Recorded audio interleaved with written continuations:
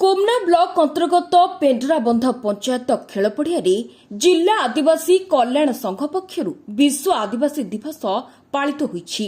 आदिवासी समाज इतिहास परंपरा संस्कृति और अधिकार को सम्मान देवा सह एकता स्वाभिमान और भाईचारार वार्ता देवा थिला ए आयोजन मुख्य उद्देश्य। संघर सभापति घासराम माझी अध्यक्षतार पारंपरिक रीतिनीति रे इष्ट देवादेवी पूजार्चना करने पर शताधिक लोकों नहीं एक विशाल शोभायात्रा पेंटराबंध ग्राम परिक्रमा करिथिला। पारंपरिक वेशभूषा नृत्य संगीत और वाद्य यंत्रर ताले ताले समग्र परिवेश उत्सव मुखर होई उठिथिला।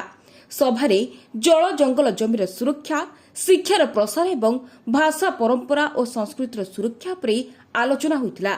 मुख्य वक्ता सोमनाथ खमारी और सम्मानित अतिथि चित्तरंजन बन गोलांक समेत बहु अतिथि जोग देइथिले।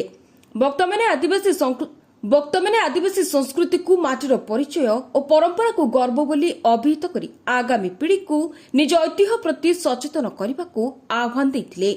नुआपड़ार परमेश्वर मेहरम को रिपोर्ट अस्मिता लाइव।